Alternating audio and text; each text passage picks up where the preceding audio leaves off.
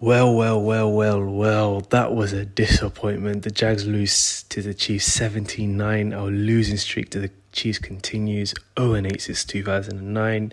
Doug Peterson 0-4 against Andy Reid. He just can't get a win over Andy Reid. And Trevor Lawrence is now 0-3 against Mahomes.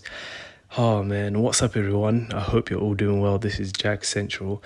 Man, if we want to be serious Super Bowl contenders, we need to be winning these type of games. I talked about it in my preview that this game was a big game for us, especially if we beat the Chiefs, we go 2-0 and they go 0-2, and that possibly could be the difference between us going to Arrowhead or them coming at us having home field advantage. And of course we do not want to be going to Arrowhead. No team wants to be going to Arrowhead.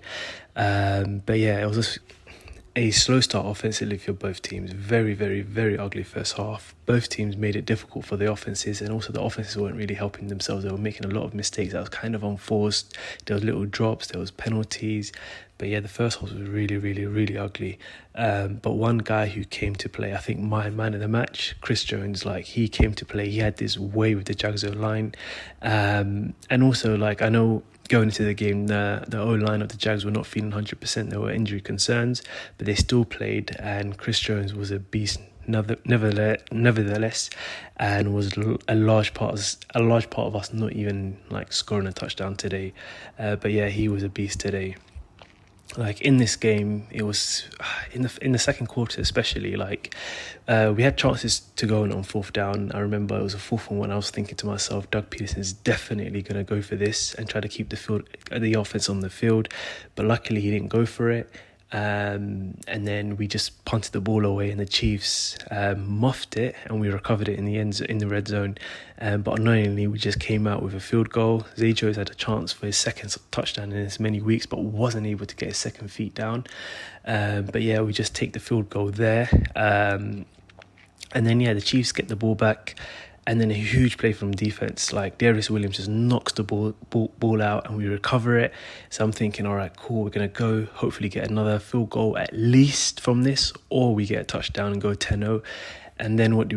We go and give it back to the Chiefs on the next play on a field lateral pass to Jamal Agnew.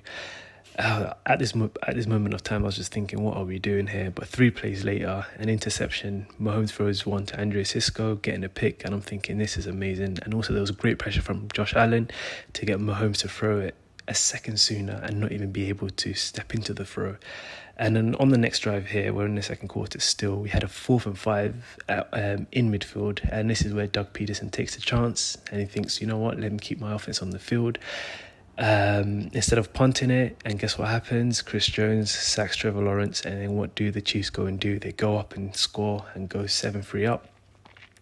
The Chiefs in the first half, they hardly ran the ball in the first half. Literally, they passed on just over 8% of their plays. But in the second half, they came out with a much more balanced attack with a blend of runs and passes. And then this kind of took the Jags defense by surprise. And then they went on and scored in their first drive, coming out of the half, and they went up 14-6. And in this game, the penalties were killing the Chiefs all game. Former Jags tackle Jawan Taylor, the biggest culprit here. He was even taken out mid-drive for back-to-back penalties. He probably still thought he was playing for the Jaguars, the way he was doing everything he can to get a Chiefs loss. But yeah, in the second half, we had 2 failed red zone drives, one with 4 minutes remaining, and also one at the beginning of the fourth quarter. But the one with 4 minutes remaining was a nail in the coffin, to be honest. We was down by 8. We had to score and get a 2-point conversion, but we didn't. We gave the ball back to the Chiefs, and then a really frustrating situation here. We had them on the out of field goal range with just before the 2-minute warning, with 2 remaining timeouts, and we let them convert the third down where Mahomes kept the play alive and found Sky Moore. And right here, to be honest, I can't really blame the defense, because for as long as they spent on the field, they were our best team today. Out of the defense, the offense, and the special teams, they were our best team today. And to be honest, we can't keep expecting them to make plays all day when the offense is not doing anything. But yeah, the offense just didn't show up today. The play calling was awful. And like I said in my preview, to beat the Chiefs, we need to be great on all three phrases. And the defense was just amazing today, holding the Chiefs and Mahomes to 17 points, and it's an amazing feat in itself. Special teams got us a recovery and a muff punt, but the offense was just nowhere to be seen. And also what I mentioned in my preview is that we needed to play our game, which was running the ball and allowing our receivers to make plays and not taking unnecessary risks. But number one, we couldn't run the ball. Like, the O-line was poor. Travis Etienne went out of the game early. In the second half, our receivers were just unable to make plays in the end zone. Zay Jones had 2 chances for 2 TDs, couldn't get his feet in. Calvin Ridley had a chance in the end zone, couldn't get his feet in.